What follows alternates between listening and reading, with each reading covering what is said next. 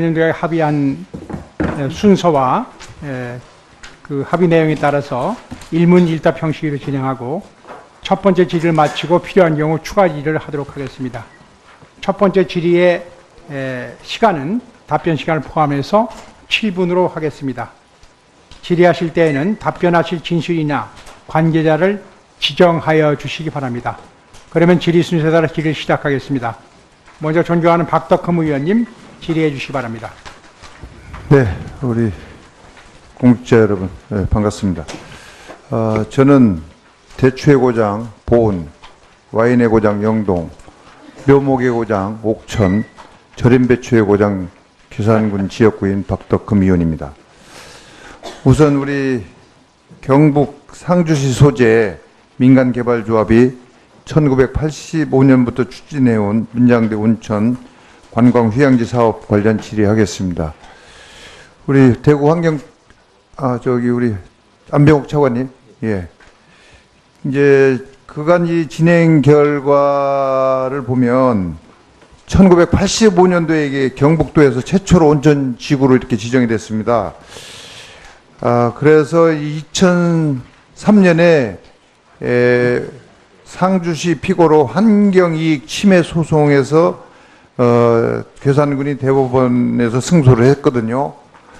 그 다음에 다시 또 이제 2004년도에 상주시 재허가를 받아서 2009년에 괴산군 대법에서 또 재승소를 했습니다.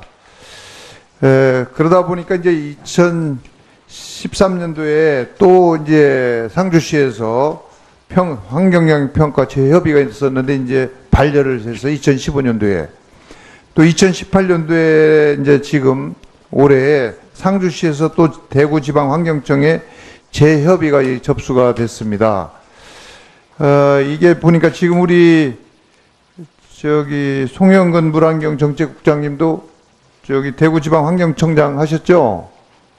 네, 내용도 좀 잘 알고 계시죠? 잘 모르세요? 내용은? 이게 이제 제가 볼 때 다음과 같은 그런 문제점이 있는 것 같습니다. 첫 번째로 이제 대법원 판결을 두 번씩이나 이렇게 패소를 했는데도 이것을 계속하는 거 보면 우리 사법 안정성을 침해하는 거 아니냐 이런 생각이 들고요. 두 번째로 이제 개발 예정지 90%가 상주시가 아닌 외지인 소유로서 상주 시민을 위한 사업이 아닙니다. 그래서 투자자의 개발 사업이 되겠고요. 셋째로는 이제 괴산의 청천 지역은 환경정책기본법상 청정지역으로서 이렇게 환경 보전을 침해할 수가 있다. 네 번째로 온천 개발이익 향유 지역, 그러니까 경북 상주시죠. 이 향유 지역은 또 피해는 또 하류 개산 지역이 이렇게 충북에서 보게 되고 청주까지 이렇게 피해가 있습니다. 청주시까지. 근데 지금 보면 이 온천 사업이 다 또 이 물 건너간 사업이에요. 내리막길을 타고 있거든요. 예를 들어서 90년대에 보면 부곡, 온양, 수안보, 유성 온천 등 그때 한창 붐이 일어났다가 지금은 내리막길 사양 사업인데 이런 부분에 또 이 사업이 또 진행이 되면 또 이게 상당히 지역 경제에도 여파가 잘 안 됐을 경우에는 흉물로 이렇게 남게 되는 그런 경우가 있습니다. 그래서 우리 환경부 차관께서 이러한 점을 깊이 좀 헤아려서 현명하게 판단을 해주시고 이럴 것을 정중하게 요청을 드립니다. 여기 답변 좀 한번 해주시죠.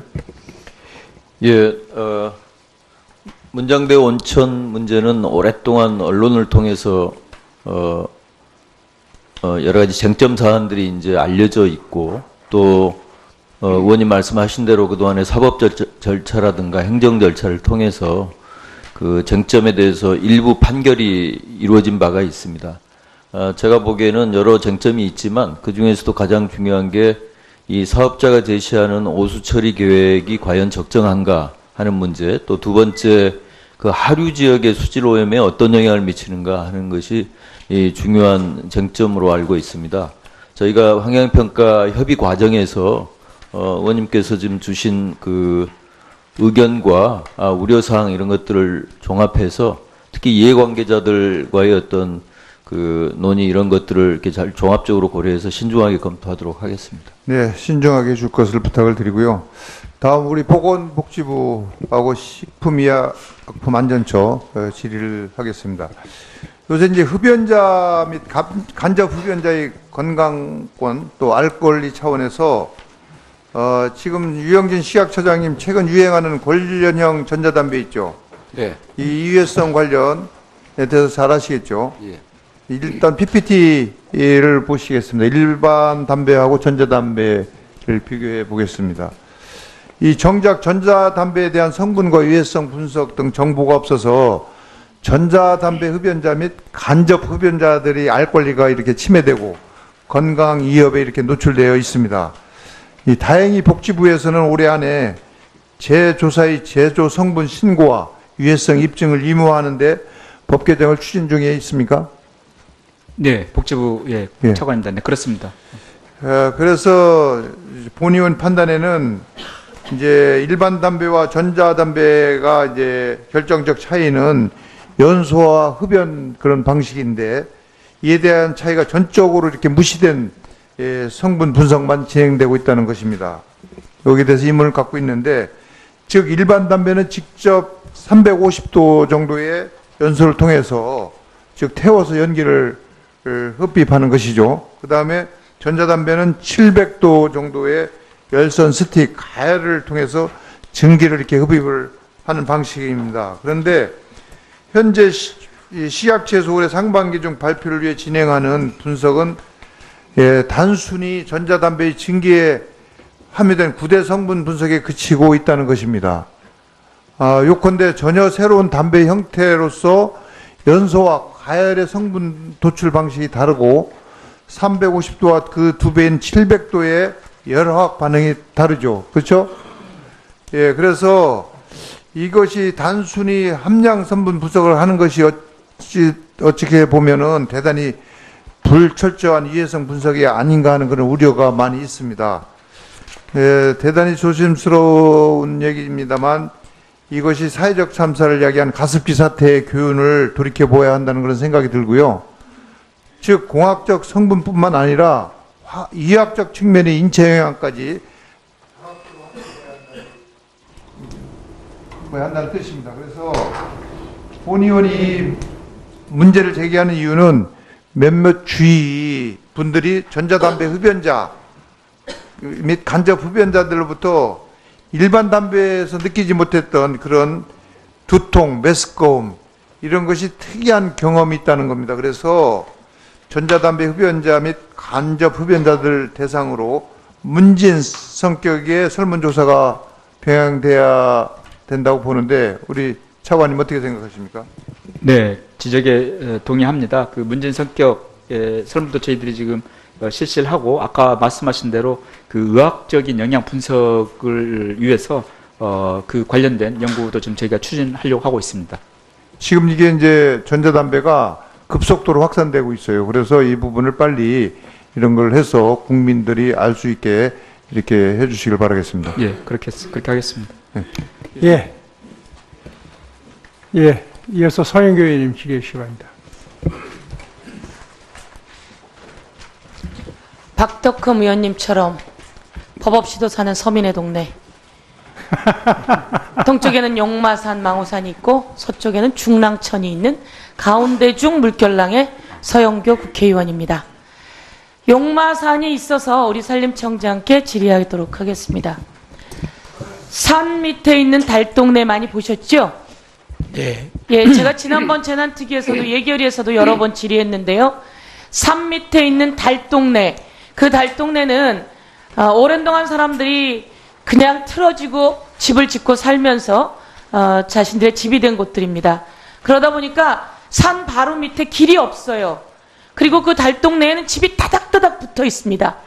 그곳을 올라가다 보면 소방차는 어느 지점부터 올라갈 수가 없습니다. 그러면 지금처럼 봄철 등산객이 많으면서 대형 산불이 걱정되는 이 시기에 저는 산림청장께서 우리 산림청 관계자분들과 함께 그런 달동네를 한번 시찰해야 되는 것 아닐까. 그래서 저는 누누이 요구를 하는데 그 길을 소방차가 갈 수 있게 만들어야 합니다. 그런데 우리가 소방차가 갈 수 있게 만들기도 하면서 산 바로 밑에는 길이 없어요. 아예 집들이 들어차 있기 때문에. 제가 직접 현장들을 다녀왔었거든요. 집을 고치고 내놓으려고 해도 고칠 수가 없다는 겁니다. 왜? 집을 고칠 차가 들어오질 못하기 때문에. 그래서 저는 그 산 바로 밑에 달동네하고의 그 사이에 길을 만들어내는 겁니다. 그 길을 만들어서 소방차도 유사시에 그 길을 가고, 우리 산림청은 그 길을 아름다운 둘레길로 만들어서 봄이 되면 사람들이 산을 보고 또 달동네에 사는 것이 또 아름다울 수 있구나라고 하는 느낌을 갖게 하면 일거양득 아닌가 생각을 합니다. 산림청장님께서 서울 시내 곳곳에 있는 달동네와 산동네 다녀보면서 그런 대책을 만드는 것은 어떻습니까?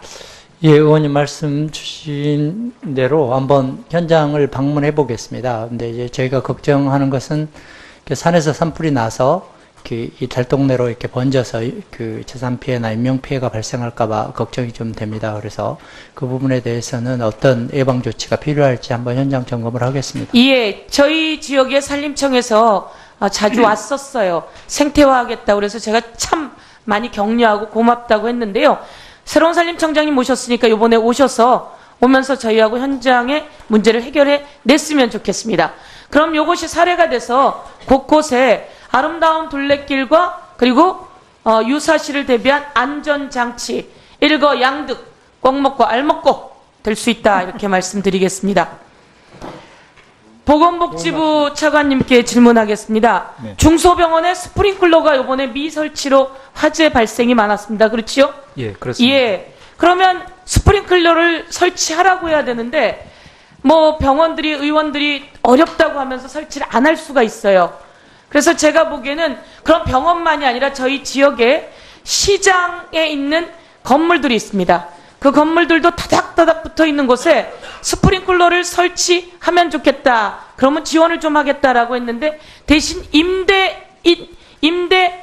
상인들에게 스프링클러를 내가 반 줄 테니까 당신이 반 하라 그럽니다. 이 사람들은 내가 언제 나갈지 모르는데 반을 투자하고 싶어 하지 않아요. 그래서 이 병원이나 그런 것도 사례로 저는 건물주가 일정 부분 스프링클러를 설치하는 비용, 나라에서 지원도 하고 건물주도 하고 그리고 그 임대하고 있는 상인들도 일부분을 해야 스프링클러 설치가 되지, 상인들이나 이런 병원 사람들도 나 이제 문 닫고 나갈 생각하면서 스프링클러 설치하지 않으면 대책이 되지 않는다고 생각하거든요. 그래서 그런 부분에 대해서는 어떻게 보십니까? 네, 저희들이 이제 장성 요양병원 때도 스프링클러가 설치되지 못해가지고 참사가 났었는데요. 이번에 밀양도 마찬가지입니다. 예, 제가 이제 또 질문이 있어서요. 한번 검토해 주십시오. 예, 재정 당국과 그 재정 지원 방안에 대해서 관련 부처가 당국, 협의하겠습니다. 건물주, 그리고 임대인 이렇게 갔으면 좋겠다, 이렇게 말씀을 드리고요.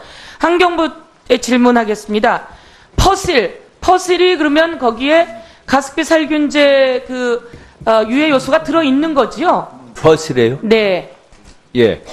환경부에서 이번에 퍼실 수거 명령 내리면서 자체 검사 안 했다라고 했는데 자체 검사 안 해서가 아니라 거기에 그런 유해성 물질이 들어 있는 거잖아요?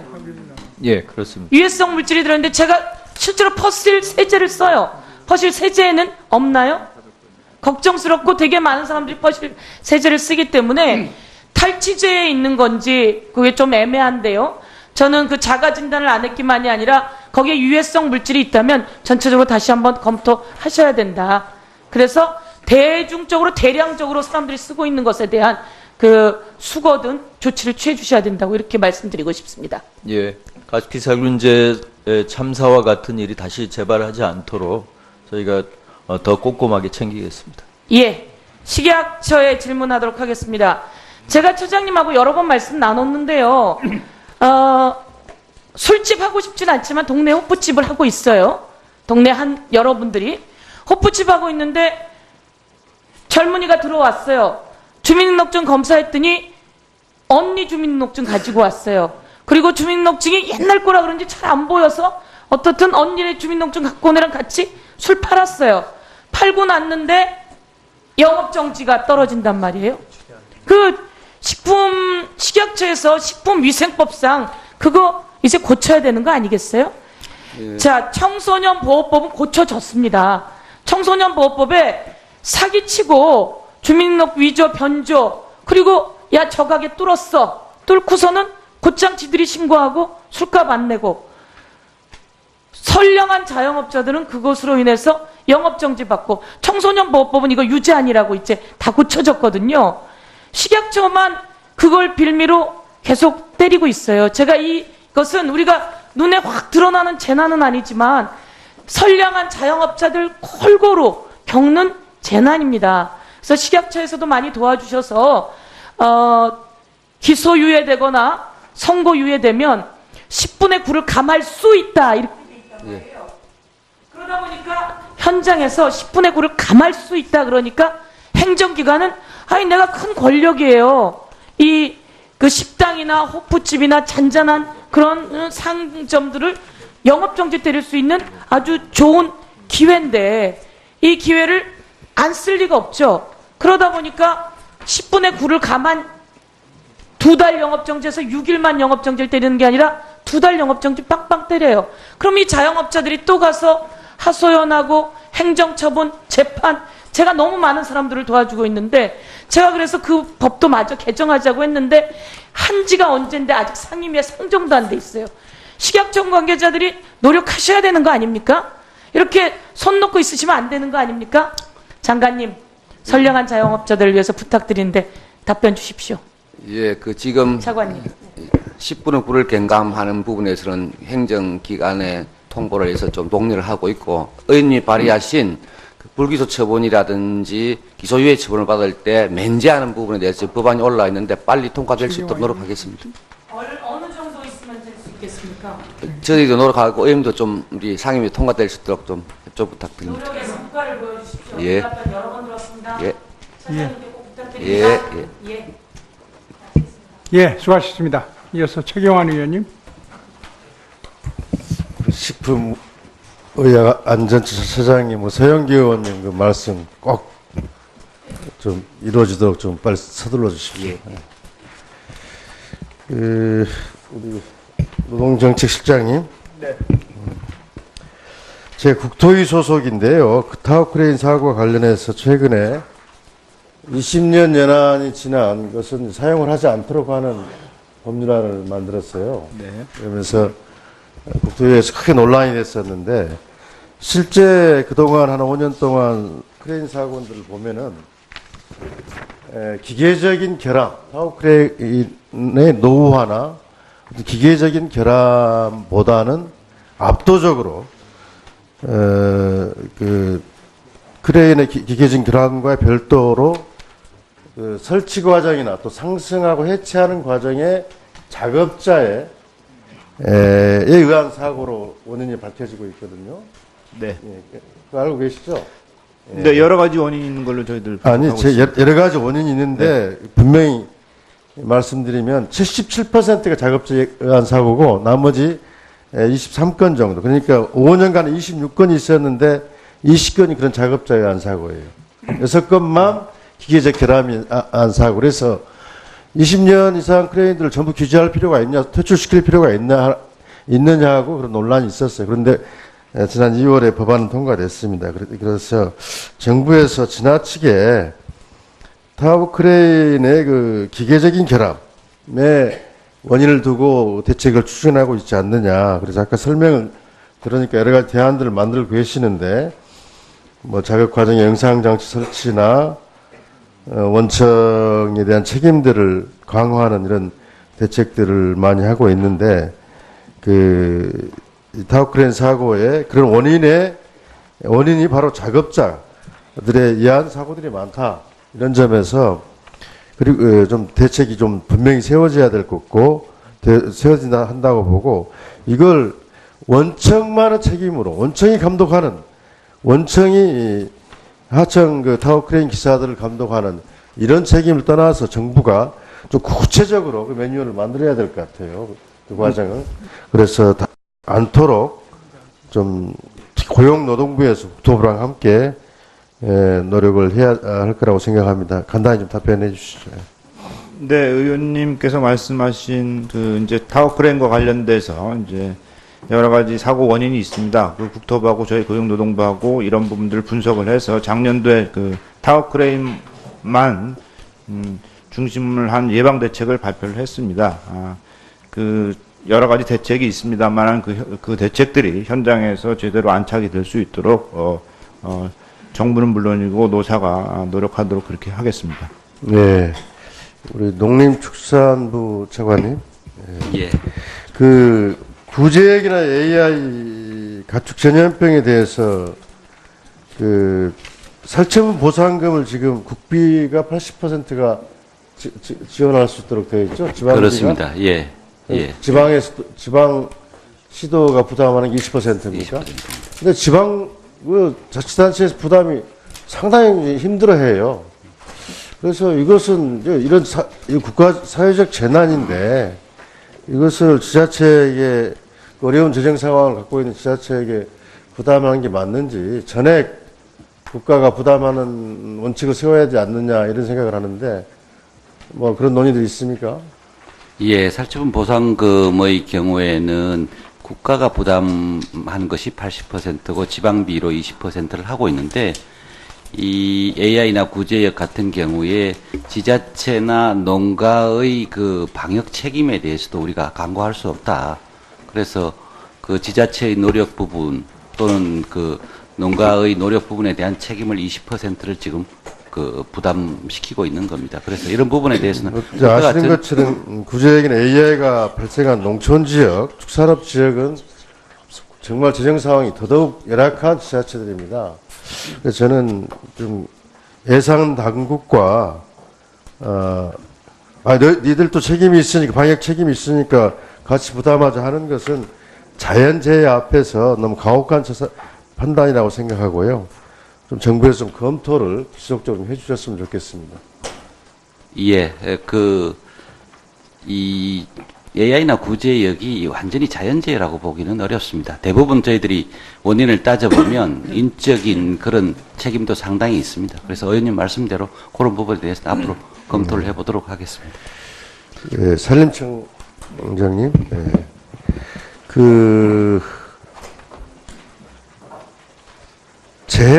농축산물 재해보험 제도 있죠? 네네. 태풍이나 산불, 병해충, 산사태 등으로 이렇게 할 경우에 재해보험 제도를 시행하고 있는데 임산물의 경우는 대상 품목이 보험 목적물에 포함되는 대상 품목이 6개 품목밖에 되지 않아요. 예를 들면 뭐 떫은 감, 밤, 대추, 복분자, 표고버섯, 오미자 맞습니까? 네, 맞습니다. 네. 그 임목의 경우 80% 산주의 80% 이상이 임산물 재해보험 가입 의사가 있다는 조사가 있어요. 그런데 너무 대상 품목이 제한되어 가지고 가입이 어려운데 예를 들면은 소나무 재손충 피해 이 경우도 가입이 힘들게 안 되는 걸로 돼 있어요. 네네. 그래서 이것을 좀 협의를 하셔가지고 대상 품목도 확대하고 특히 이제 병해충이나 질병 대상을 설정하는 그런 제도를 좀 개선할 필요가 있다고 보는데 뭐 거기에 대해서 연구된 내용들이 있습니까? 예, 그 의원님 말씀해 주시는 것처럼 지금 임산물에 대해서는 그 재해보험이 굉장히 제한적으로 이렇게 품목이 이렇게 가입이 되어 있는데 지금 재정당국하고 협의를 좀 하고 있습니다. 근데 이제 잘 아시는 바와 같이 조림하고 그다음에 숙각고기라든가 이런 부분들이 정부 지원에 의해서 움직이다 보니까 그 부분에 대해서 또다시 재해보험을 이렇게 국가가 부담해야 될 필요가 있느냐라고 하는 문제 제기를 가지고 있습니다. 그렇지만 소나무 재선충 같은 경우 자시라든가 유용 작물의 어떤 피해에 대해서는 좀 이 단기소득원에 대한 이 보상 체계에 대해서는 제도를 만들어서 이 산주들이 보상받을 수 있는 제도를 적극적으로 지금 추진하려고 준비하고 있습니다. 네, 예, 수고하셨습니다. 송석준 의원님. 예, 상생과 조화의 도시 이천시 출신 송석준 의원입니다.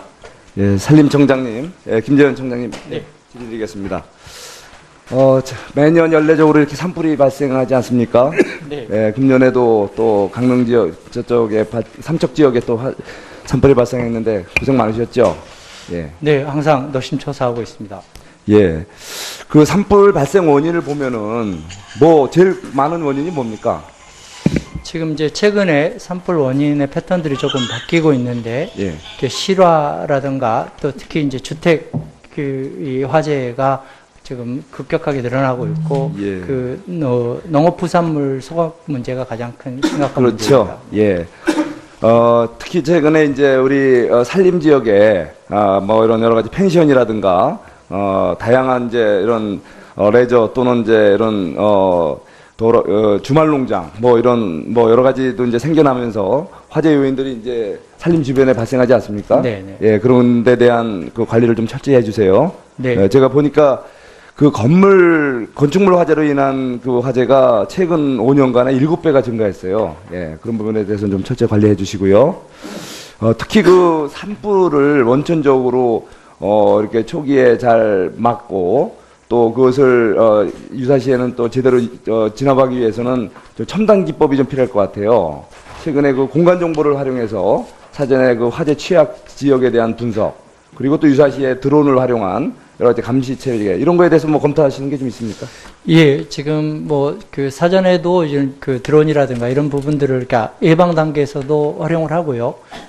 특히 이제 진화 단계에서 특히 야간 그 산불이 발생했을 경우에는 드론으로 지금 산불이 어떻게 번져나가고 있는가를 확인하고 뭐 그 진화 전략을 세운다거나 예. 그 소위 말하는 작전을 거기에서 수립을 하고 있습니다. 예, 그래서 첨단 우리 그 기술이 많이 좀 새로 도입된 게 있으니까 그런 걸 도입해서 산불 예방 또 화재 그 진압 원활히 이루어질 수 있도록 부탁드립니다. 식약처장 우리 처장님, 예, 요즘 그 국민 먹거리 안전 어떻게 뭐 안전합니까? 배달 음식이 요새 많이 또 늘어나고 있지 않습니까? 그죠? 1, 2인 가구가 늘고 또 이제 편리한 또 바쁜 일상 속에서 배달 음식을 이렇게 우리가 이용하는 경우가 많은데 어떻게 이 부분에 대해서는 뭐 좀 안전 문제 큰 문제 없습니까? 지금 그 17년 4월 이후에 배달 예방 업무 체계를 협의해서 정보를 제공하고 있습니다. 충분하지 못한 부분은 앞으로 확대되도록 할 수 있도록 그렇게 노력하겠습니다. 예. 뭐 여러 가지 뭐 드러난 것도 있지만 그 배달업체 그 이런 식품 안전 문제 또 위생관리 실태 이런 거에 대해서 사실은 무허가 이런 또는 부적격 업체들이 많이 있는 거로 좀 알려져 있는데 철저하게 실태 파악을 해서 국민들의 그 먹거리 안전 좀 만들어 주시기 바랍니다. 잘 알겠습니다. 예, 특별히 신경 써주세요. 예, 환경부 차관님, 환경부의 본래 기능이 뭡니까? 환경부 기능은 환경보호에 있습니다. 예. 최근에 물관리 일원화를 이제 하시려고 좀 계획을 하고 계셨잖아요. 네. 예. 왜 그렇게 하시려고 그런 거예요? 우리 국토부에 있는 물 관련 업무를 환경부로 이관하려는 물관리 일원화를 하겠다. 예. 왜 하려고 하신 거예요? 1994년 이후에 한 20여 년간 물관리 일원화에 대해서 우리가 사회적인 논의가 있어 왔습니다. 그리고 그 결과 뭐 지난 대선에서도 뭐 4개 정당이 다 공통적으로 물관리 일원화를 함으로써 지금 중복의 문제라든가 비효율성 이런 것들을 제거해야만 우리가 물관리에 제대로 대처할 수 있다 이런 공감대가 있기 때문에 저희가 그렇습니까? 추진하고 있는 것이죠. 예. 그게 많은 논의 있던 건 맞죠, 그죠? 여기에서 물은 뭘 말합니까? 물관리 일원화 할 때 물을 뭐라고 좀 생각하세요? 한마디로. 물은 어떤 대상으로 보고 계세요? 물은 이제 보기에 따라서 이제 뭐 물을 이제 활용하는 관점에서는 수자원이라고 저희가 명명을 하고 있고요. 또 물에는 또 많은 생명체들이 서식하고 있기 때문에 그런 관점에서는 또 생태계 일부 이렇게 보고 있습니다. 예, 그렇죠. 예, 물은 뭐 모든 것이라고 할 수 있잖아요. 예, 국토의 일부고, 그죠? 그렇습니다. 예, 국토의 일부고 또 생명의 원천이고, 예. 그리고 뭐 이게 자원도 되고 또 우리가 관리의 대상으로도 되고 또 우리 국내 유사시에는 물은 곧 안보다 이렇게 이런 말도 있어요. 그렇게 말씀드릴 수 물 관리 잘못하면 대량 홍수로 인해서 국민의 생명과 또 재산에 막대한 피해가 올 수 있고요. 그래서 이수 치수라는 것이 아주 큰 과제가 아니겠습니까?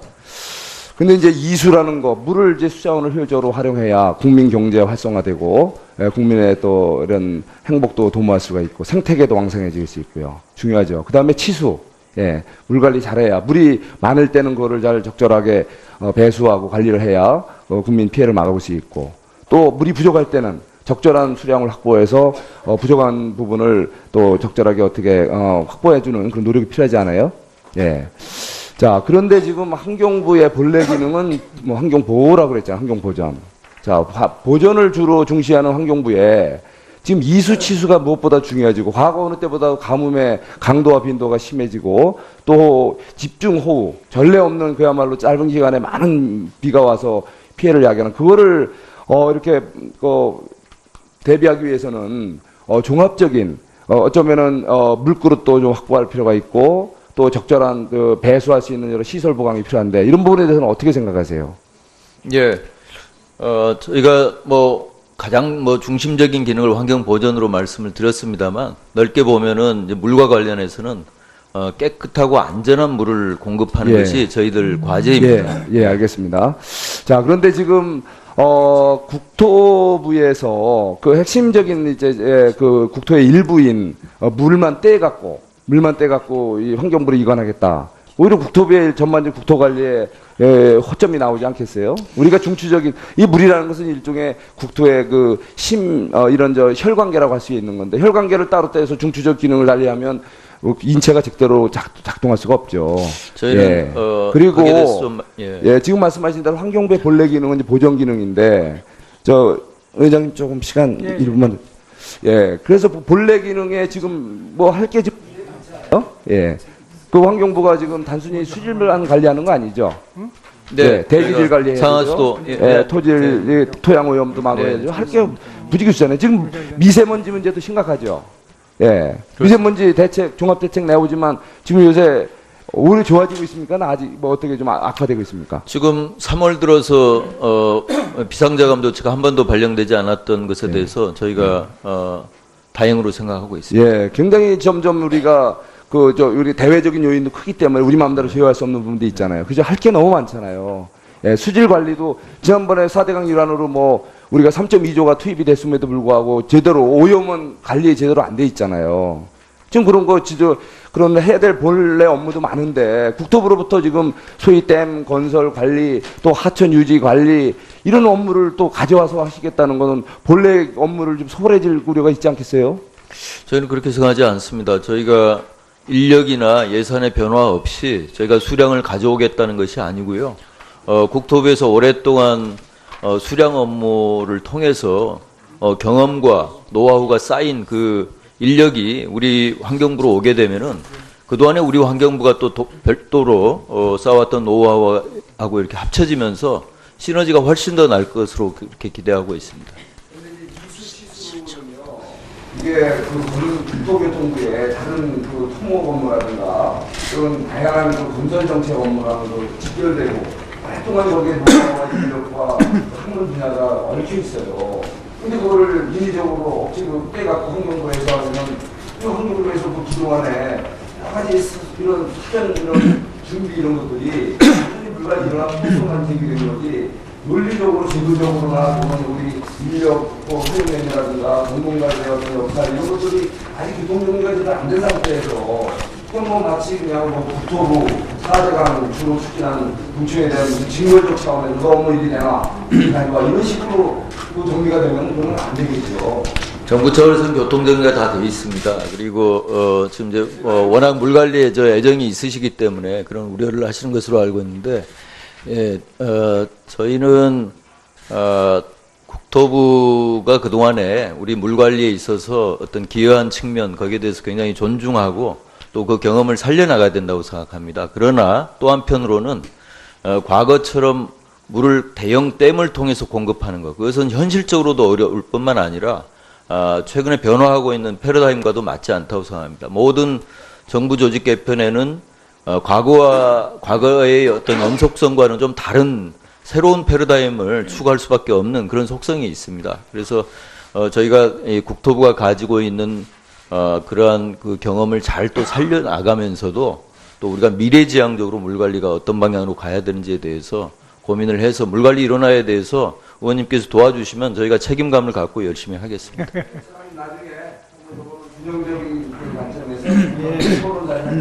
네. 예, 수고하셨습니다. 안호영 의원님 질의해 주시기 바랍니다. 네. 예, 우리나라는 현재 미세먼지로 몸살을 앓고 있습니다. 미세먼지는 현재만의 문제가 아니고 앞으로도 계속해서 국민의 건강과 생활에 위협 요소가 될 것입니다. 최근 OECD 통계 발표에 의하면 우리나라는 미세먼지 노출도에서 35개국 중에서 1위로 나타났습니다. 또 한림원의 자료에 따르면 국민이 느끼는 황사와 미세먼지에 대한 불안이 원전 사고나 메르스보다도 높고 다른 위험보다 정부 책임이 크다. 이렇게 지금 인식을 하고 있습니다. 네, 많은 국민의 우려처럼 정부가 아직 그 미세먼지에 대한 적절한 대비가 되어 있는지 의문입니다. 미세먼지 측정기 개수를 살펴보면은 PM10, PM2.5 측정기가 각각 기초단체당 평균 1개 수준으로 이렇게 나타나 있는데요. 환경부 우리 차관님께 여쭤보겠습니다. 미세먼지에 대응하기 위해서는 정확한 미세먼지 측정이 우선돼야 된다고 보는데요. 지금 이렇게 미세먼지 측정을 정확하게 하기 위해서는 측정기가 좀 더 필요하지 않을까 생각을 하는데 이런 계획을 혹시 갖고 계십니까? 네. 의원님 말씀에 이거 전적으로 동감하는데요. 지금 현재 328개소 정도 측정망에 포함되어 있습니다. 그런데 저희가 2022년까지 505개소로 확충할 계획을 갖고 있습니다. 네. 예, 그런 계획을 갖고 있다고 하시니까 예, 다행스럽게 생각합니다. 그런데 그 개수를 늘리는 것도 중요한데요. 그 미세먼지 측정에 대한 어떤 그 대책, 정부 서비스의 질도 지역별로 좀 편차가 좀 있는 것 같아요. 그래서 이걸 좀 균형 있게 할 필요가 있다고 보는데 지금 우리나라 미세먼지 등급이 나쁨 이상일 때가 지금 평균 어느 정도 되시는지 알고 있습니까? 예, 전국적으로 보면은 13.81로 저희가 계산하고 네. 있습니다. 근데 지금 가장 많은 일수가 있는 데가 지금 어느 지역인지 알고 계시나요? 전라북도입니다. 네, 전라북도입니다. 지금 2017년 기준으로 전국 평균이 18일 정도 되는데 전라북도가 한 30일 정도 이렇게 예, 되는 것으로 나와 있습니다. 그리고 그 전라북도하고 서울시를 단순 비교를 해보면 서울시가 미세먼지 나쁨 이상 등급일 때가 작년 기준으로 한 20일 정도 되고요. 전라북도가 한 1.5배 정도 이렇게 더 많고 면적도 13.3배 정도 넓습니다. 그런데도 지금 미세먼지 측정기 수가 서울이 한 2배 정도 이렇게 더 많이 이렇게 돼 있거든요. 그래서 결국은 미세먼지 나쁨 이상의 일수가 많고 넓은 지역일수록 또 미세먼지 측정기도 더 필요하다 이렇게 보는데 요런 그 지역적인 그 앞으로 측정기를 추가로 설치할 때요. 이런 지역적인 차이까지 고려해서 국민들이 받는 서비스 질에 좀 차이가 없도록 그것도 좀 고려를 해 주십사 말씀을 좀 드리겠습니다. 예. 네, 그리고 건강 취약계층은 미세먼지로 인한 위험 노출도가 훨씬 크고 특히 우리나라에 자라나는 영유아 어린이 및 청소년들에게 많은 영향을 미치는 것으로 이렇게 나타나고 있거든요. 그런데 현재 우리나라 학교의 공기청정기 보유 현황을 보면은 학교당 1.05개 수준이고 학급별로 따져보면 8.1% 정도 이렇게 되지 않아서 미비하다고 이렇게 볼 수밖에 없습니다. 그래서 아마 그 대통령께서도 유치원에서부터 고등학교까지 각 학교에 공기청정기를 설치하고 또 미세먼지로부터 우리 아이들의 건강을 지켜야 된다 이렇게 강조를 했는데요.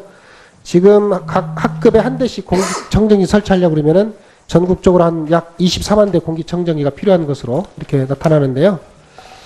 그래서 이거를 한 번에 다 못하니까 이거를 그래도 좀 미리 대책을 세우자면 그 스쿨존을 만들어 가지고요. 등하교나 활동이 많은 점심시간에 물 청소를 추가적으로 실시를 하는 것이 효과적일 것이다 라고 하는 전문가들의 견해가 있는데 이 부분에 대해서는 어떻게 생각하십니까?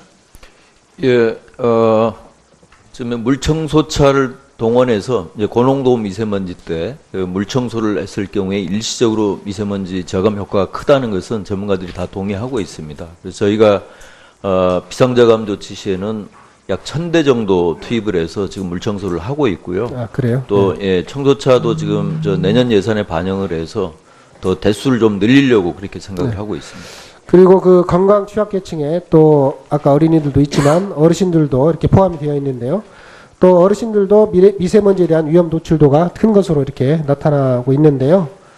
지금 우리나라 그 노인 요양시설에 공기 정화 시설이 어느 정도 갖춰져 있는지 혹시 알고 계십니까? 제가 구체적인 제가 답변 그게요. 예, 한 전국 평균 설치율이 한 23.3% 정도 이렇게 되는 걸로 나와 있는데 그런데 또 이게 평균적으로 그런데요. 지역별로는 또 이렇게 편차가 좀 있습니다. 그래서 이 미세먼지로 인해서 수도권에서만 1년에 한 15,000명 정도 이렇게 조기 사망하고 또 이 영향이 노인들에게 더 크게 이렇게 미치는 것으로 나타나고 있는데 노인 요양시설하고 시골 마을회관 이게 좀 어르신들이 많이 계시잖아요. 여기에도 좀 공기정화 시설을 설치하는 문제도 좀 적극 검토를 해보는 게 좋을 것 같은데 어떻습니까? 예, 아마도 이게 보건복지부에서 준비하고 계시는 아마 사안인 것 같습니다. 예. 네. 그래요. 예, 보건복지 차관님 먼저 말씀해 주시죠. 국정차관 답변 드리겠습니다. 아까 말씀 주신 대로 이 전국적으로 한 23% 수준인데 지역별로 편차가 많이 있습니다. 특히 전북 지역 경우에는 한 10% 수준으로 알고 있는데요. 이게 지금 현재 노인복지법상 의무 시설은 아닙니다만 아까 말씀 주신 대로 노인 어르신들에게는 상당히 미세먼지가 상당히 건강상 영향을 미치기 때문에 이런 부분은 저희들이 조금 계속 모니터링을 하고 확대 방안을 공개부처와 협의해서 좀 노력을 하도록 하겠습니다. 네, 알겠습니다.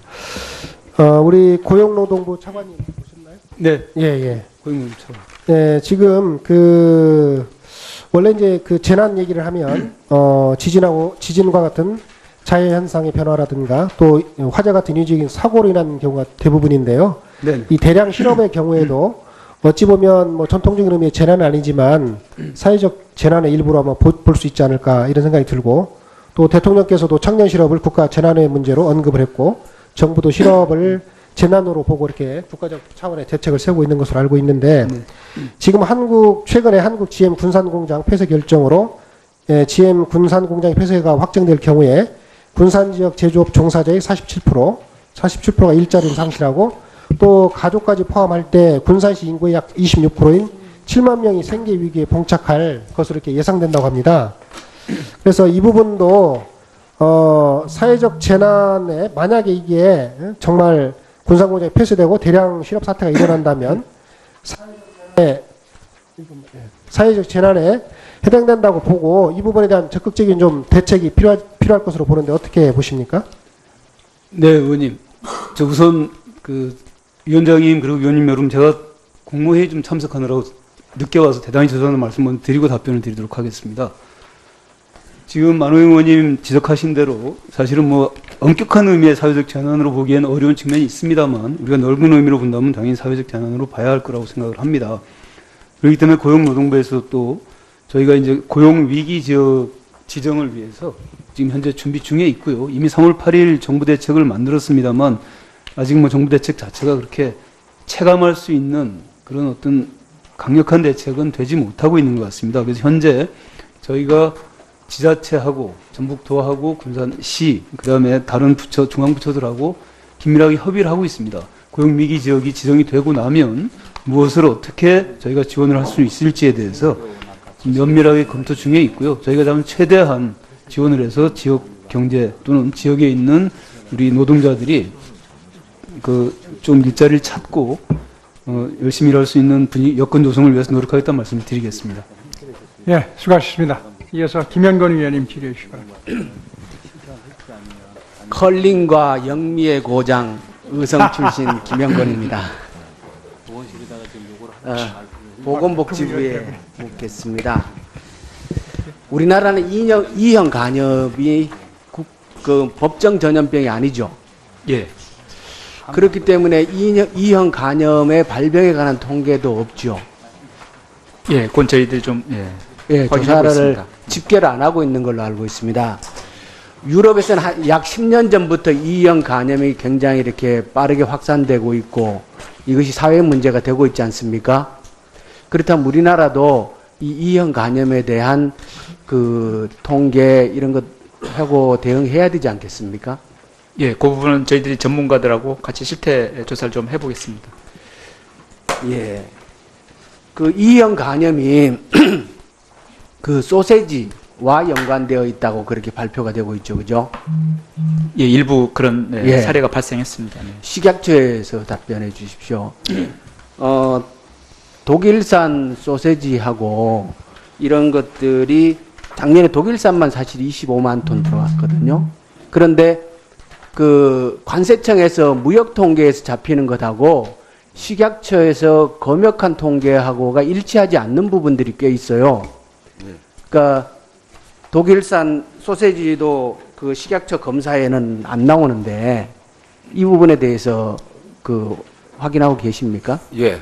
그 농축산부 검역하고 우리 식약처하고 수치가 좀 다른 부분에 대해서는 예. 그 멸균 제품 소시지에 대해서는 그 검역 제외 대상이기 때문에 그 수치 차이가 조금 나가는 걸로 알고 있습니다. 멸균 대상이라서 제외된 겁니까? 예, 멸균 제품. 멸균 제품이라서. 예, 멸균 제품은 제외되고. 예. 예. 그러면 실제로 그 수입되는 것들의 검역은 다 이루어지고 있다라는 거죠. 예. 그러면 작년에 이제 그 계란, 그러니까 살충제 계란 얘기가 될 때 전란, 네덜란드산 전란이 그 뭡니까 무역 통계에 있는데 검역 통계에 안 나오는 거 이건 어떻게 해석을 할 수 있어요? 그 부분은 그 수입자가 판매를 목적으로 하는 것은 식약처를 검사를 거칩니다만은 배에서 쓴다든지 또는 갬범품이라든지 자가 소비용은 일부 좀 빠지는 부분이 있어서 다 검역 그 수치가 조금 차이가 나는 걸로 알고 있습니다. 저희 사무실에서 작년에 살충제 문제도 있고 E형 간염 문제도 있고 해서 그 관세청하고 식약처 자료를 좀 엄밀하게 분석을 해봤는데요. 상당 부분 일치하지 않는 게 있어요. 그래서 이 부분은 이때까지 그 자세히 들여다보지 않을 수도 있고 그랬거든요. 그렇지만 앞으로 계속 확인할 거예요. 그래서 이거 누락되지 않도록 해주시고요. 그렇게 알겠습니다. 그리고 방금 의원님 그 말씀드리신 E형 간염은 작년도 집계에 의하면 한 100명 정도 우리나라에서 발생된 것으로 해서 그렇게 많은 수가 그 E형 간염에 노출된 건 아니다. 그렇게 저희들이 보고받고 있습니다. 늘어나는 추세인 건 분명하잖아요. 그죠? 작년에 유럽에서 5,500명이 확진됐고. 예. 그 농식품부에 묻겠습니다. 우리나라 그 지금 농약 생산 단계에서 1년에 검사를 몇 회 정도 하죠? 제가 그 자료를 지금 안 갖고 있습니다. 8만 회 정도 합니다. 비슷한 검사를 일본은 1년에 10,000회 정도 해요. 상대적으로 우리나라가 농약 잔류 검사를 다른 국가에 비해서 수치상으로 보면 굉장히 많이 해요. 그런데 이 유통 단계에서 검사는 훨씬 작습니다. 검사가 생산 단계에 집중되고 유통 단계 소비자들이 먹기 직전의 단계에서 검사 수치는 훨씬 더 적어요. 그러니까 선진국들과 비교해 보면 이게 역전돼 있어요. 제가 하나 더 물어볼게요. 식약처장님, 락토파민은 지금 우리나라 허용되고 있는 거죠? 성장 보조제로 그러니까 그 기준은 있습니다. 예, 성장 촉진제. 그 발암성 위험이 있다고 알려진 성장 촉진 우리나라는 허용되고 있는 거죠, 그죠? 근데 방금 의원님 질문하신 그 생산 단계에서 관리가 돼야 되는데 생산 단계에서 부적합이 많이 나오지 않기 때문에 유통 단계에서는 그 검사를 좀 작게 한다 그렇게 이해해 주시면 고맙겠습니다. 그게 그렇게 되니까 어디서 문제가 되냐면 수입식품이에요. 수입식품이 허점이 생기는 거예요. 그러니까 유통 단계에서 관리가 훨씬 더 철저하면 수입식품도 마찬가지로 검사가 다 될 수 있잖아요. 수입식품은 통관 단계에서 또 다른데로 검사를 하고 있습니다. 그 아까 제가 얘기했잖아요. 통관 단계에서 이게 서로 안 맞다고. 국내산은 그 생산 단계에서 관리를 하고 있고 그 수입식품에 대해서는 통관 단계에서 락토파민 얘기를 해보자고요. 락토파민을 허용하고 있는 국가가 미국하고 남미에 한 10개국 정도 되죠. 그건 정확하게는 모릅니다. 지금. 이걸 금지시켜 놓은 나라가 제가 확인한 바로는 유럽 등 한 80개 국가가 돼요. 우리 허용하고 있어요. 자, 다시 농식품 묻겠습니다. 예. 국내에 돼지하고 소의 락토파민 얼마나 쓰십니까? 그건 저희들이 거의 안 써요. 예. 허용은 돼 있는데 실제로 농가에 쓰지는 거의 않아요. 아주 비율이 낮아요. 식약처장님. 예. 미국 소하고 돼지하고 락토파민 어느 정도 비율로 씁니까? 정확한 수치는 제가 지금 돼지고기는 45%를 락토파민 쓰고요. 소는 30%를 쓴다고 통계에 나와 있어요. 그렇다면 우리나라가 생산 과정에서 검사를 열심히 해야 되겠어요? 유통 과정에서 검사를 제대로 해야 되겠어요? 국내산에 대해서는 저희들이 생산 단계에서 많이 하기 때문에 유통 단계는 작게 제가 하고 하고자 예. 하는 얘기를 예. 좀 이해를 해줬으면 예, 좋겠어요. 국내산 돼지에 15년도부터 17년도까지 락토파민 검사를 몇 번 했습니까? 농식품부에서? 저희들이 한 것 2천 몇 번 했어요. 2천 몇 번. 그런데 실제 수입 축산물에 대해서 락토파민 검사를 몇 번 했습니까? 그 부분에 대해서는 아직 120번. 안 맞잖아요. 수입 단계라고 제가 알고 있지는 않습니다만은 다시 한번 우리 체크해 보도록 그렇게 하겠습니다. 제가 드리고 싶은 말씀 요지는 이거예요. 이게 식품의 안전검사, 항생제든 촉진제든 어떤 것이든 간에 농약이든 예. 이것이 사람이 먹기 직전 단계에서 검사가 엄격해야 되는 거예요. 그런데 우리나라는 생산 단계의 검사는 선진국과 비교하면 엄청 많이 해요. 그런데 유통 단계의 검사 숫자는 상대적으로 역전되고 아주 적게 해요. 그렇게 되면 이게 국내 수입물에 대해서는 허점이 생길 수밖에 없지 않습니까? 수입물은 생산 단계라는 게 국내에 있지 않아요. 제가 정확하게 한번 체크를 해보겠습니다만 수입 단계에서는 모든 통관 단계를 다 거치기 때문에 수입부에 대해서는 철저히 저희들이 관리한다고 제가 보고받고 있고, 다만 국내 생산 단계에 있어서는 농수산부에서 검역을 많이 하기 때문에 유통 단계에서는 작다 그렇게 파악하고 있는데, 의원님 말씀 한번 제가 듣고 내부적으로 검토를 해서 보고 드리도록 하겠습니다. 이 문제는 제가 계속 짚을 거예요. 예. 예, 수고하셨습니다. 김민기 의원님.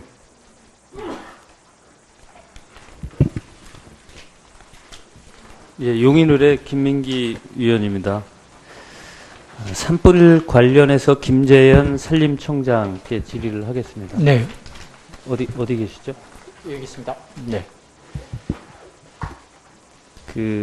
아무리 예방을 해도 끊임없이 산불은 나고 있어요. 그죠? 네, 그렇습니다. 그럼 산불 예방이 굉장히 중요하지만 산불 진화도 굉장히 중요한데, 지금 산불 진화 컨트롤 타워가 어디 있습니까? 산림청입니다. 지금 일반 국민들은 그게 소방에서 할 거로 여기고 있는데 왜 산림청이죠? 이 주관 기관이고요. 산불에 관련돼서는 산림청이 주관 기관이고, 여러 관련 부처들하고 유기적인 어떤 관계를 통해서 어떤 공조하는 시스템으로 되어 있고, 매뉴얼도 그렇게 되어 있습니다. 제가 몇 가지 한번 질의를 하겠습니다. 지금 저도 이걸 보면서 깜짝 놀랐는데요. 누구 산림이냐에 따라서 주체가 좀 달라요. 국유림일 때는 산림청이 책임자고요. 공사유림일 때는 시군 구청장 혹은 도지사가 책임이고요. 또 규모에 따라서 달라요.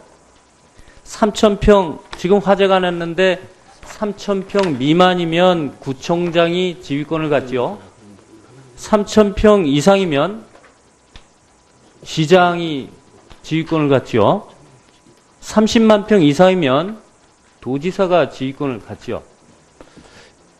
그리고 산속에 있는 산림이 타는데, 화재가 나서 타는데 그 옆에 있는 산림 화재에 의해서 집이 화재가 났다.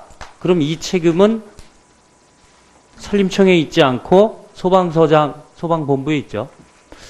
지금 이제 역할이 나눠진 게요. 지금 이제 그 아니 맞아요, 안 맞아요? 네, 재산과 관련돼서는 소방청이 전부 이게 담당- 맞죠? 네. 그러나 산불이 났을 때 119를 신고합니다, 국민들은. 그죠? 네, 그렇습니다. 자, 초동 진화는 이제 소방에서 하게 되는 건데요. 중간쯤 가다가 이 산불의 규모에 따라서 관리 책임자, 즉 지휘 책임자가 바뀐다는 얘기예요. 그래서 지난번에 아주 큰 산불이 일어났을 때에 언론에서 이걸 조목조목 짚었는데 아직도 그래서 이게 다른 나라는 어떻게 돼 있나 이렇게 봤더니 OECD 국가만 한번 살펴볼게요. 소방에서 산불을 책임지고 있는 나라는 19개 나라, 일본, 독일, 영국, 프랑스, 캐나다, 호주 등등입니다. 그 다음에 별도의 기구를 설립을 해서 대응을 하고 있는 데는 8개 나라, 네덜란드, 덴마크, 스웨덴, 핀란드, 노르웨이 등등 이 산림 국가들이죠. 그 다음에 산림청, 즉 우리로 치면 산림청이 주무 기관이 돼서 산불 관리를 하고 있는 데가 6개국인데요. 그게 미국이 있습니다. 미국은 각 주마다 다 달라요. 그러니까 이건 미국이라고 볼 수는 없고요. 각 주죠. 주마다 특색 있게 하는 거고요. 그 다음에 우리나라, 대한민국, 멕시코, 칠레, 터키, 라트비아입니다. 요 나라만 지금 산림청이 주관해서 불을 끄고 있다. 이런 얘기예요. 그래서 소방에서는 이 문제를 해결하기 위해서 야 이거 일원화된 소방 체계, 산불 진압 체계를 갖춰야 되겠구나 이렇게 생각을 하고 여러 차례 의견을 냈어요. 그래서 우리 청장님 이 네. 의견에 대해서 우리 산림청에서는 어떤 의견이 있나요? 예, 뭐 산불 문제에 대해서는 산림청이 몇십 년간 그 주관 부서로서 쭉 역할을 해왔고 그리고 이게 산불 예방과 그다음 진화와 복구 단계에서는 산림을 어떻게 복원할 건가라고 하는 문제까지도 포함이 되기 때문에 그간의 어떤 우리의 어떤 노하우가 국민들에게 최상의 어떤 서비스를 할 수 있다라고 자부심을 가지고 있습니다. 청장님, 산불 끌어갔으면서 불 끄고 났을 때 산림 복원을 어떻게 할 것이냐가 중요한 게 아닙니다. 지금 이거 제가 조금 아까 쭉 말씀드린 것만 봐도 국민 여러분들께서 이런 걸 보시면 야 이거 이상하게 돼 있었구나. 우리나라 산불 소방관과 그 각 지자체에서 끄는 줄 알고 있었더니 이상하게 돼 있구나. 책임 소재도 이렇게 여길 겁니다. 하나 더 말씀드려 볼게요. 지금 산불을 끄기 위해서 헬기가 상공에 떠 있어요. 그런데 밑에 소방관과 무선 통신이 가능합니까? 예, 그 문제가 이제 제기가 돼서 그 지상과 공중이 그 504 채널 교신을 할 수 있도록 지금 이제 소방에서는 그걸 가지고 있지 않습니다. 그래서 그걸 지금 보급하는 것을 추진하고 있습니다. 보세요. 지금 국민들께서 이런 거 아시면요. 이게 말이 되는 겁니까?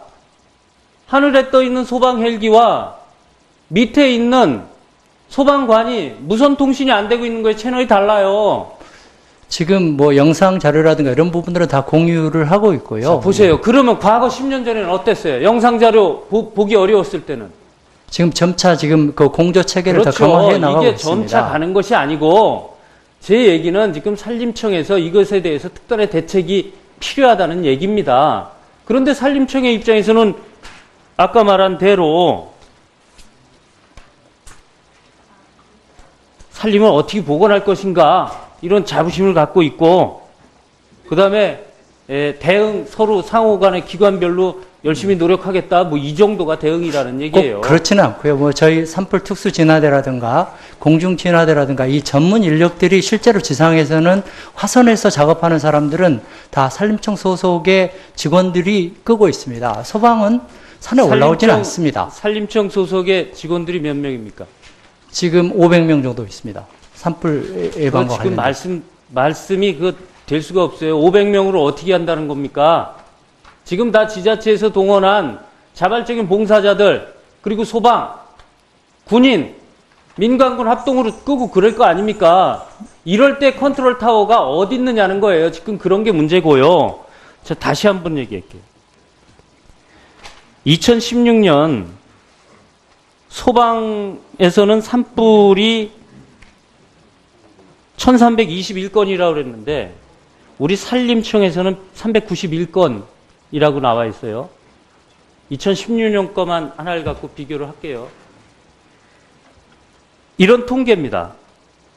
즉 2016년 소방의 통계는 산불이 1321건에 36명이 사망. 산림청은 2016년 391건에 6명 사망이에요. 자, 똑같이 우리나라에서 일어난 산불입니다. 그런데 통계가 달라요. 왜 달라요? 네, 이제 산불 통계는 산에서 발생하는 통계만을 잡고 있고요. 소방에서 잡고 있는 산불 통계는 임야 화재라고 표현을 하는데 들불까지를 포함을 하고 있습니다. 자, 왜 이렇게 이게 논문입니까? 지금 산에서 나면 산불이죠. 국민이 볼 때는.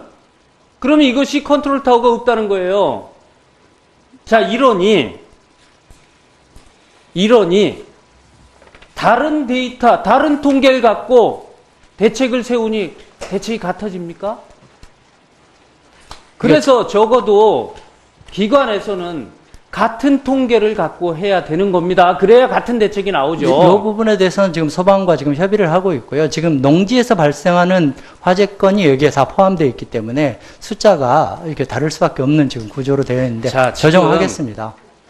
무슨 얘기인지는 알겠어요. 산에서 지금 불이 났습니다. 소방이 출동해서 껐습니다. 그리고 112 신고는 받았고요. 주민이 껐어요.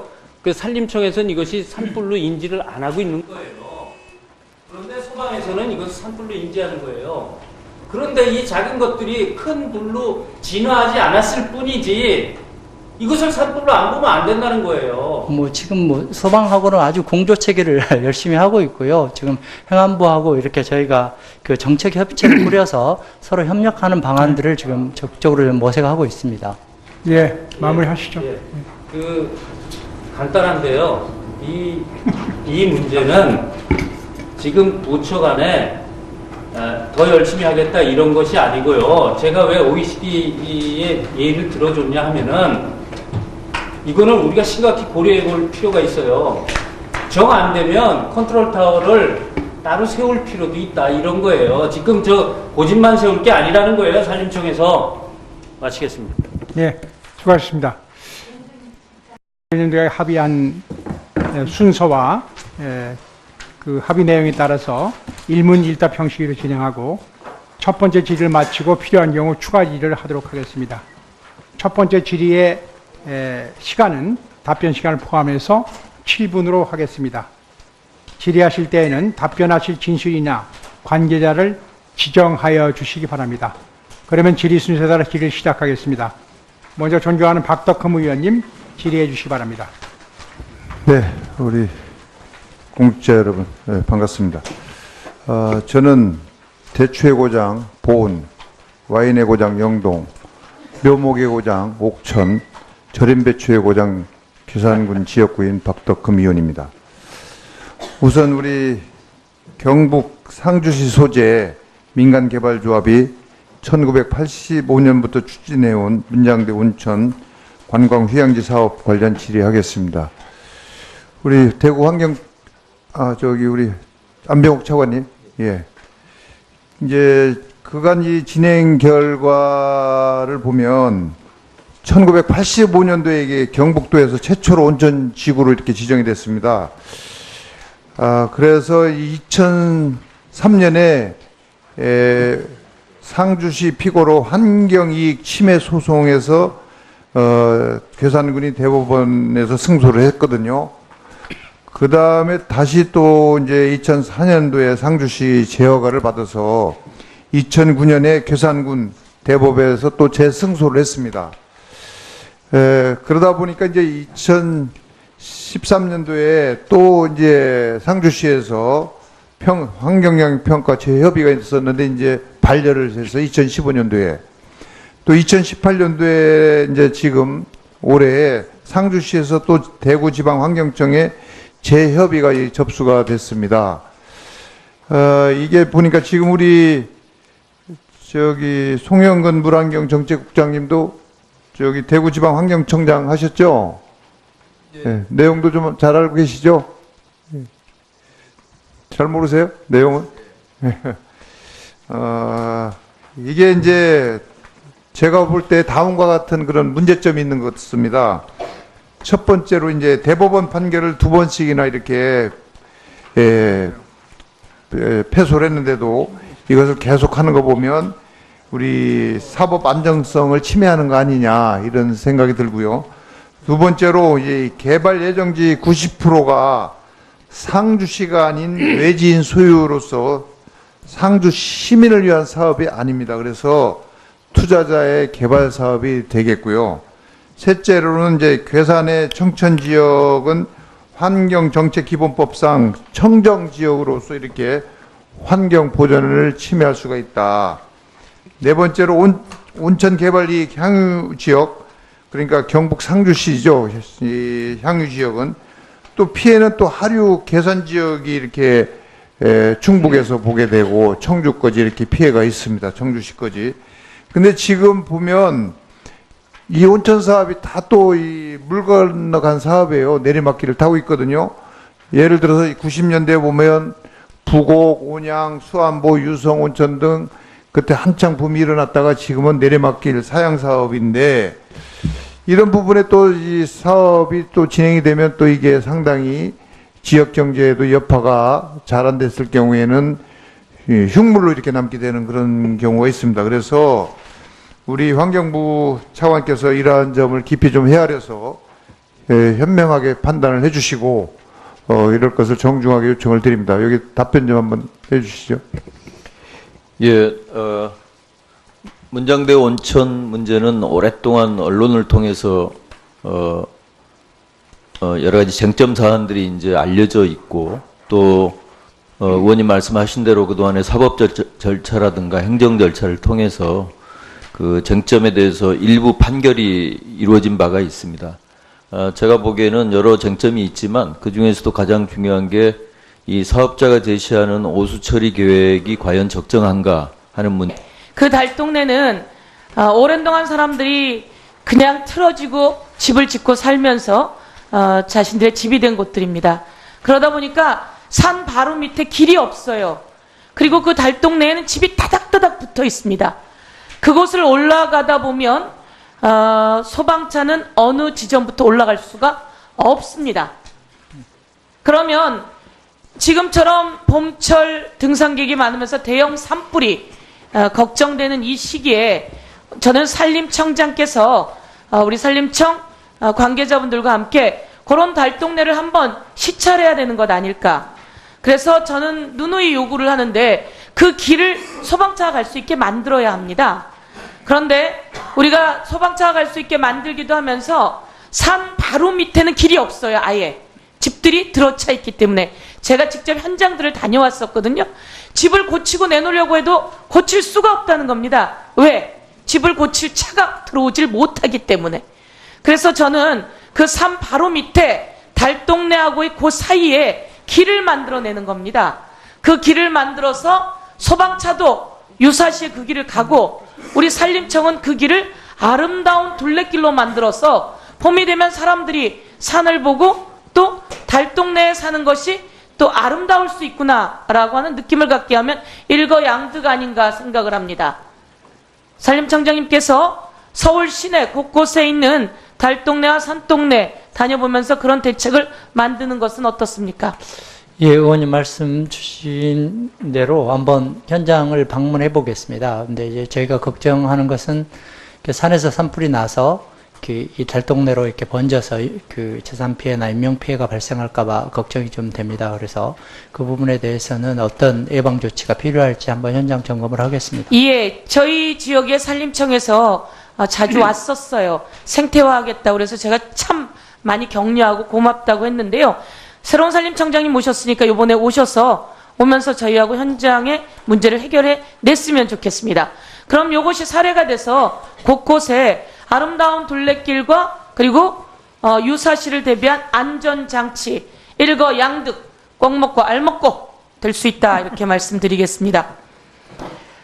보건복지부 차관님께 질문하겠습니다. 네. 중소병원의 스프링클러가 이번에 미설치로 화재 발생이 많았습니다. 그렇지요? 예, 그렇습니다. 예. 그러면 스프링클러를 설치하라고 해야 되는데 뭐 병원들이, 의원들이 어렵다고 하면서 설치를 안 할 수가 있어요. 그래서 제가 보기에는 그런 병원만이 아니라 저희 지역에 시장에 있는 건물들이 있습니다. 그 건물들도 타닥타닥 붙어 있는 곳에 스프링클러를 설치하면 좋겠다. 그러면 지원을 좀 하겠다라고 했는데 대신 상인들에게 스프링클러를 내가 반 줄 테니까 당신이 반 하라 그럽니다. 이 사람들은 내가 언제 나갈지 모르는데 반을 투자하고 싶어 하지 않아요. 그래서 이 병원이나 그런 것도 사례로 저는 건물주가 일정 부분 스프링클러를 설치하는 비용, 나라에서 지원도 하고 건물주도 하고 그리고 그 임대하고 있는 상인들도 일부분을 해야 스프링클러 설치가 되지, 상인들이나 이런 병원 사람들도 나 이제 문 닫고 나갈 생각하면서 스프링클러 설치하지 않으면 대책이 되지 않는다고 생각하거든요. 그래서 그런 부분에 대해서는 어떻게 보십니까? 네, 저희들이 이제 장성 요양병원 때도 스프링클러가 설치되지 못해가지고 참사가 났었는데요. 이번에 밀양도 마찬가지입니다. 예, 제가 이제 또 질문이 있어서요. 한번 검토해 주십시오. 예, 재정 당국과 그 재정 지원 방안에 대해서 관련 부처가 협의하겠습니다. 건물주 그리고 임대인 이렇게 갔으면 좋겠다, 이렇게 말씀을 드리고요. 환경부에 질문하겠습니다.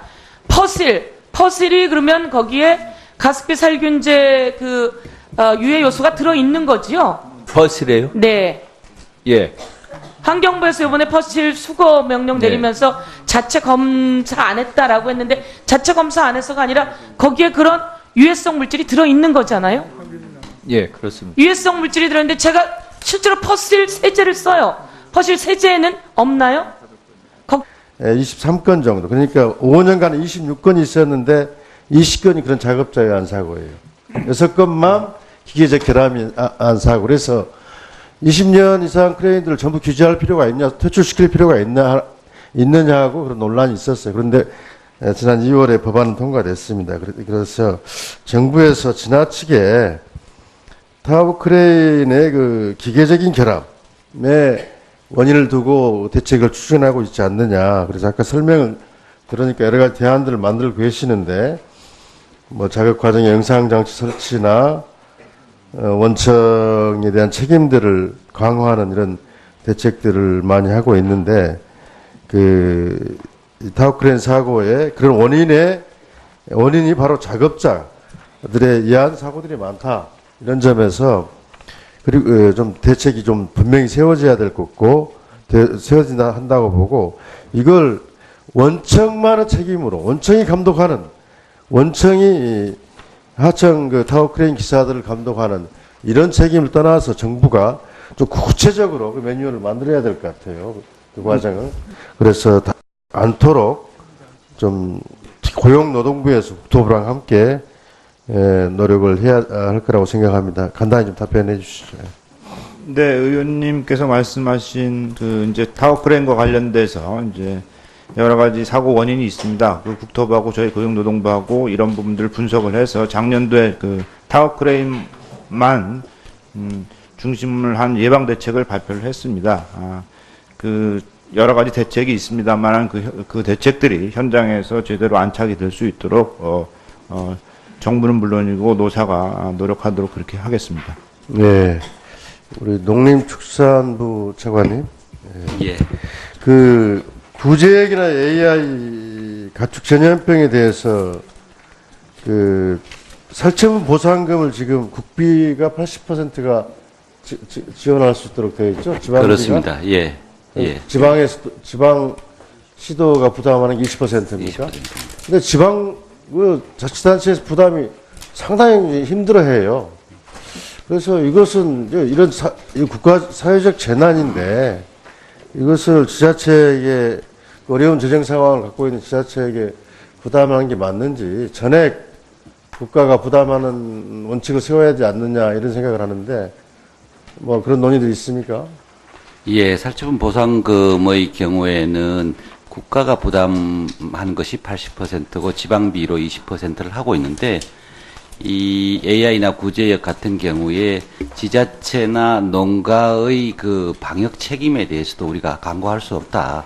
그래서 그 지자체의 노력 부분 또는 그 농가의 노력 부분에 대한 책임을 20%를 지금 그 부담시키고 있는 겁니다. 그래서 이런 부분에 대해서는 아시는 것처럼 구제역이나 AI가 발생한 농촌 지역, 축산업 지역은 정말 재정 상황이 더더욱 열악한 지자체들입니다.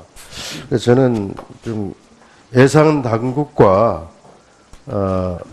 니들도 책임이 있으니까 방역 책임이 있으니까 같이 부담하자 하는 것은 자연재해 앞에서 너무 가혹한 판단이라고 생각하고요. 좀 정부에서 좀 검토를 지속적으로 해주셨으면 좋겠습니다. 예, 이 AI나 구제역이 완전히 자연재해라고 보기는 어렵습니다. 대부분 저희들이 원인을 따져보면 인적인 그런 책임도 상당히 있습니다. 그래서 의원님 말씀대로 그런 부분에 대해서는 앞으로 검토를 해보도록 하겠습니다. 예, 산림청장님, 예.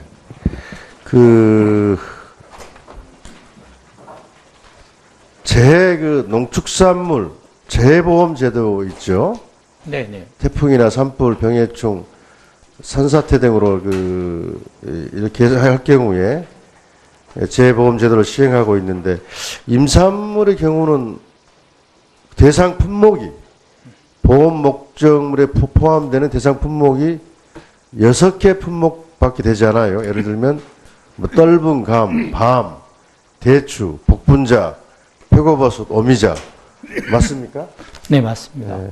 이제 또 두 번째, 그 하류 지역의 수질 오염에 어떤 영향을 미치는가 하는 것이 이 중요한 쟁점으로 알고 있습니다. 저희가 환경평가 협의 과정에서 의원님께서 지금 주신 그 의견과 우려사항 이런 것들을 종합해서 특히 이해관계자들과의 어떤 그 논의 이런 것들을 이렇게 잘 종합적으로 고려해서 신중하게 검토하도록 하겠습니다. 네, 신중하게 줄 것을 부탁을 드리고요. 다음 우리 보건복지부하고 식품의약품안전처 질의를 하겠습니다.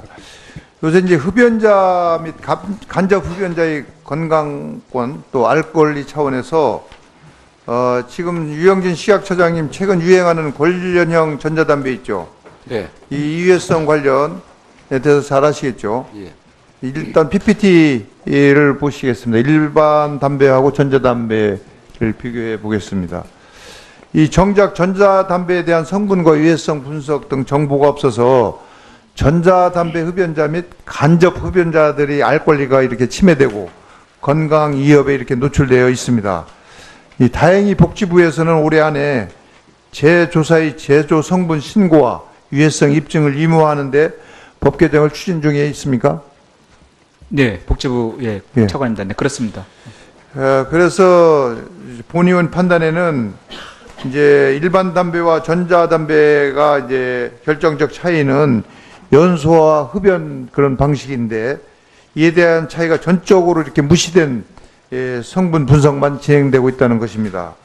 여기에 대해서 의문을 갖고 있는데, 즉 일반 담배는 직접 350도 정도의 연소를 통해서 즉 태워서 연기를 흡입하는 것이죠. 그 다음에 전자담배는 700도 정도의 열선 스틱 가열을 통해서 증기를 이렇게 흡입을 하는 방식입니다. 그런데 현재 식약처에서 올해 상반기 중 발표를 위해 진행하는 분석은 단순히 전자담배의 증기에 함유된 구대 성분 분석에 그치고 있다는 것입니다. 요컨대 전혀 새로운 담배 형태로서 연소와 가열의 성분 도출 방식이 다르고 350도와 그 두 배인 700도의 열화학 반응이 다르죠. 그렇죠? 예, 그래서 이것이 단순히 함량 성분 분석을 하는 것이 어떻게 보면은 대단히 불철저한 유해성 분석이 아닌가 하는 그런 우려가 많이 있습니다. 예, 대단히 조심스러운 얘기입니다만 이것이 사회적 참사를 야기한 가습기 사태의 교훈을 돌이켜보아야 한다는 그런 생각이 들고요. 즉 공학적 성분뿐만 아니라 이학적 측면의 인체 영향까지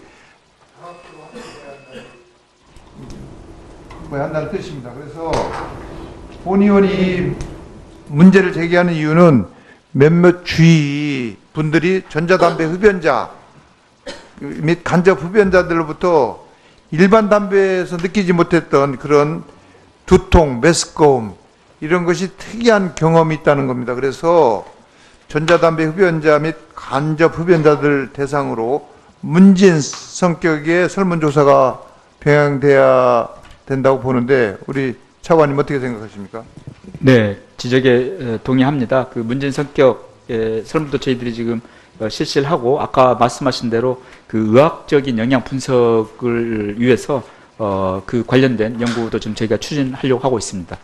지금 이게 이제 전자담배가 급속도로 확산되고 있어요. 그래서 이 부분을 빨리 이런 걸 해서 국민들이 알 수 있게 이렇게 해주시길 바라겠습니다. 예, 그렇게 하겠습니다.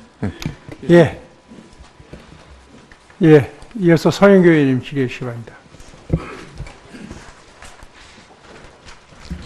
박덕흠 의원님처럼 법 없이도 사는 서민의 동네. 동쪽에는 용마산, 망우산이 있고 서쪽에는 중랑천이 있는 가운데 중 물결랑의 서영교 국회의원입니다. 용마산이 있어서 우리 산림청장께 질의하도록 하겠습니다. 산 밑에 있는 달동네 많이 보셨죠? 네. 예, 제가 지난번 재난특위에서도 예결위에서도 여러 번 질의했는데요. 산 밑에 있는 달동네 걱정스럽고 되게 많은 사람들이 퍼실 세제를 쓰기 때문에 탈취제에 있는 건지 그게 좀 애매한데요. 저는 그 자가 진단을 안 했기만이 아니라 거기에 유해성 물질이 있다면 전체적으로 다시 한번 검토하셔야 된다. 그래서 대중적으로 대량적으로 사람들이 쓰고 있는 것에 대한 그 수거든 조치를 취해 주셔야 된다고 이렇게 말씀드리고 싶습니다. 예, 가습기살균제 참사와 같은 일이 다시 재발하지 않도록 저희가 더 꼼꼼하게 챙기겠습니다. 예, 식약처에 질문하도록 하겠습니다. 제가 처장님하고 여러 번 말씀 나눴는데요. 술집 하고 싶진 않지만 동네 호프집을 하고 있어요. 동네 여러분들이 호프집 하고 있는데 젊은이가 들어왔어요. 주민등록증 검사했더니 언니 주민등록증 가지고 왔어요. 그리고 주민등록증이 옛날 거라 그런지 잘 안 보여서 어떻든 언니네 주민등록증 갖고 온 애랑 같이 술 팔았어요.